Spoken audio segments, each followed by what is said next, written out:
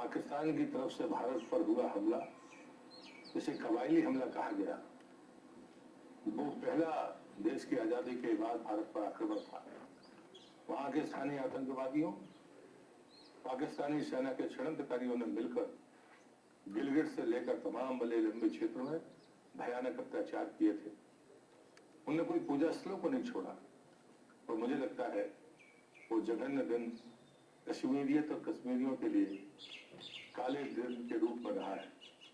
2 दिन की ये गोष्ठी प्रारंभ हो रही है। इसमें शिक्षाविद, इतिहासकार, सेना के तमाम एक्सपर्ट्स और आर्थिक जगत को जानने वाले लोग जो गिलगित की उस प्रतिष्ठा को पुनर्स्थापित करने के बारे में सोचते हैं, उस संगोष्ठी में भाग लेंगे। मैं मानता हूं कि जम्मू कश्मीर के सभी प्रबुद्ध जन इस गोष्ठी में भाग लेकर उस परिस्थिति के चित्रण को जरूर देखेंगे। इस 2 दिवसीय संवाद में शामिल होने वाले सभी एक्सपर्ट्स का, सभी उन लोगों का और शामिल होने वाले लोगों के प्रति मैं धन्यवाद व्यक्त करता हूँ। खास करके हमारे आदरणीय उपराज्यपाल श्री मनोज सिन्हा जी का हृदय से आभार व्यक्त करता हूँ। अपने गणमान्य संग्राम से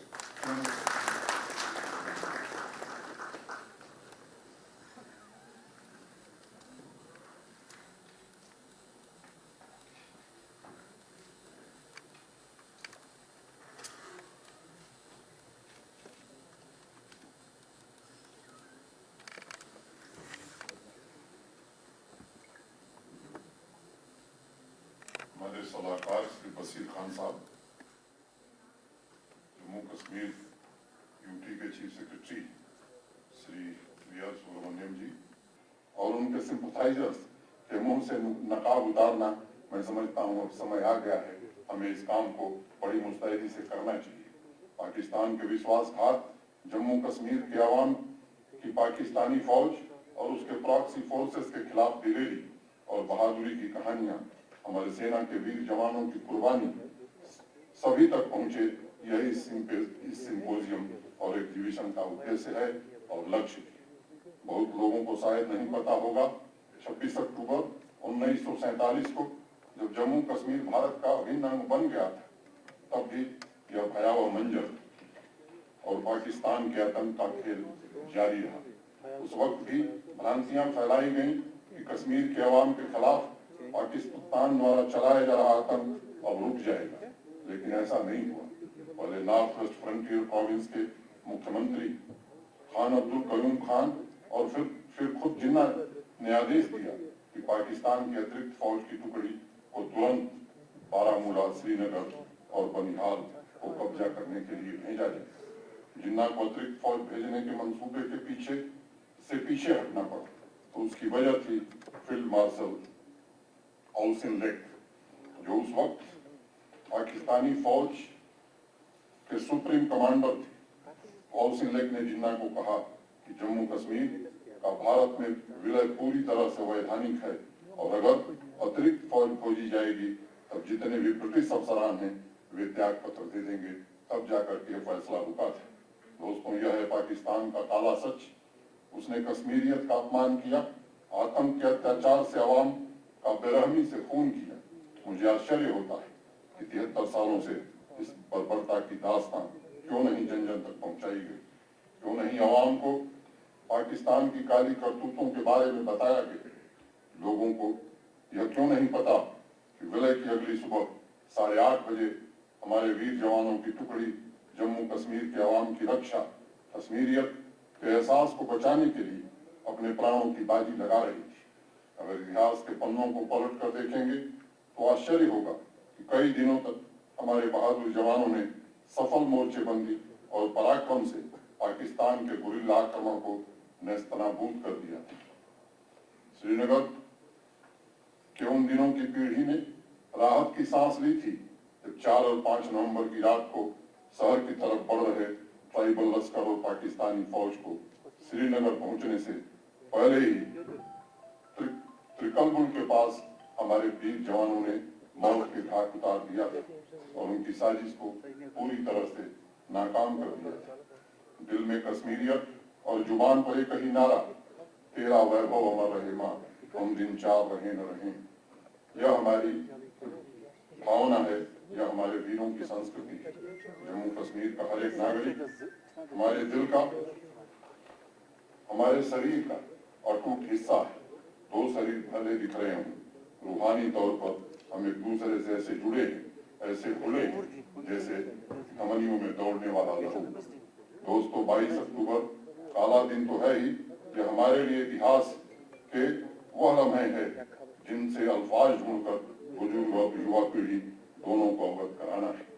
पाकिस्तान ने सिर्फ अवाम और कश्मीरियत का खून नहीं बहाया था, उसने कोशिश की थी हमें बांटने की, जिसे हमने अपनी एकता से, अपनी सद्भावना से, अपने मोहब्बत के पैगाम से नाकाम किया है।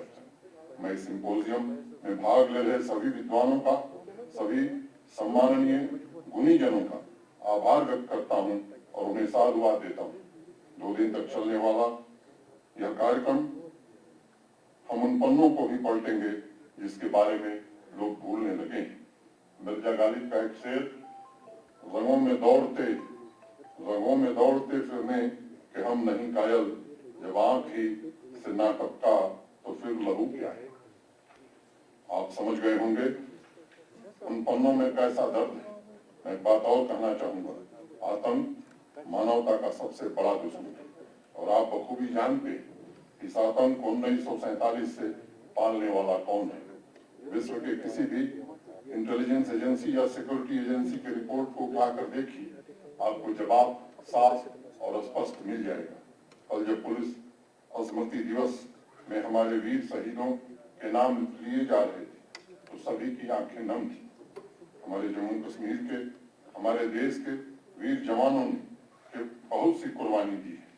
हमारे जम्मू कश्मीर के अवाम के भाई बहन, बड़े बुजुर्ग सब ने पड़ोसी मुल्क के विश्वासघात की बड़ी कीमत चुकाई है, लेकिन हमारे हौसले, हमारी मोहब्बत को वो अब तक न तोड़ पाए हैं, न ही कभी तोड़ पाएंगे। इस पर निदा फाजली साहब की चंद लाइनें, यकीन चांद पे सूरज पे एतबार भी रख, मगर निगाह में थोड़ा सा इंतजार भी रख। खुदा के हाथ में मत सौंप सारे कामों को, खुदा के हाथ में मत सौंप सारे कामों को, बदलते वक्त पे कुछ अपना इख्तियार भी रख। हम विकास और विश्वास के जिस सफर पर चल रहे हैं उसमें चुनौतियां आएंगी, लेकिन मैं यकीन से कहना चाहता हूं हम उनका डट कर मुकाबला करेंगे और जम्मू कश्मीर को भारत का जो मणिमुकुट है उसे सबसे विकसित राज्य बना करके ही दम देंगे। थैंक यू, धन्यवाद। एक विशेष आभार मैं व्यक्त करना चाहता हूं और कुछ यहाँ के 150 विद्वत जनों ने जम्मू कश्मीर के, जिसमें सिविल सोसाइटी के भी लोग थे, एक ज्ञापन मुझे भेजा था। 2-3 दिन पहले हम और यहाँ के चीफ सेक्रेटरी सुब्रमण्यम साहब उस पर चर्चा कर रहे थे और जब राघवेंद्र सिंह जी आए थे तो उनसे भी मैंने चर्चा की। आप सबको पता है कि जम्मू कश्मीर ये रिच रिप्रेजेंट, यहाँ का कल्चर हेरिटेज बहुत ही रिच है। 2 स्थानों के बारे में उनका ज्ञापन था, शेरगढ़ी और श्रीनगर और मुबारक मंडी जम्मू। जो मैंने अध्ययन किया तो चीफ सेक्रेटरी साहब ने मुझे बताया कि SRO 126 डेटेड 26 अप्रैल 2005 ये मुबारक मंडी के लिए एक हेरिटेज सोसाइटी बनाई गई थी और ये तय हुआ था कि इसका संरक्षण और संवर्धन किया जाएगा। वैसे ही शेरगढ़ी को लेकर के 6 जुलाई 2017 को एक SRO जारी किया गया और काफी बातें कही गई, लेकिन वो काम बढ़ नहीं सका था। उस ज्ञापन में कहा गया था, कुछ लोगों को संदेह है कि उसे शिफ्ट किया जाएगा और वहां गवर्नमेंट ऑफिसेज खोले जाएंगे। मैं इस सभागार में पूरी जिम्मेदारी से ये बात कहना चाहता हूं कि ऐसी कोई मंशा यूपी प्रशासन की नहीं है। और राघवेंद्र सिंह जी के साथ चर्चा में जो बात तय हुई है वो मैं आपके बीच बताना चाहता हूं कि शेरगढ़ी का एरिया जहां ओल्ड असेंबली बिल्डिंग भी है और मुबारक मंडी जम्मू, दोनों के बारे में हम लोगों ने चर्चा की और दोनों ही जगहों को संस्कृति मंत्रालय भारत सरकार द्वारा रिस्टोर किए जाने का पूरा प्रयास आने वाले समय में किया जाएगा और शीघ्र ही हम कोशिश करेंगे कि ये पूरी तरह से रिस्टोर हो जाए, ताकि देश दुनिया के लोग आए तो वहां जा करके यहाँ की संस्कृति को, यहाँ के कल्चर को, यहाँ के हेरिटेज को ठीक से समझ सकें। Thank you. नाना लोगों का कहना है कि कुछ जख्मों को भरने नहीं दिया जाना चाहिए, कुछ जख्म हमें मिले वो भी ताजा, वो कैसा होना चाहिए। और दूसरी बात, उसमें उन बातों की चर्चा होगी जिन्हें हम कई सारे लोग थोड़ा भूल चुके हैं, कुछ बातें याद हैं, उससे मिटे से कभी कभी याद में उभरते हैं वो नक्श माजी मिटे से हुआ। सो इस सिंपोजियम में यही यादें जो हम कुछ भूले हैं, कुछ याद 22 अक्टूबर 1947 की उन यादों को, उन तल्ख यादों को समेटा गया है एक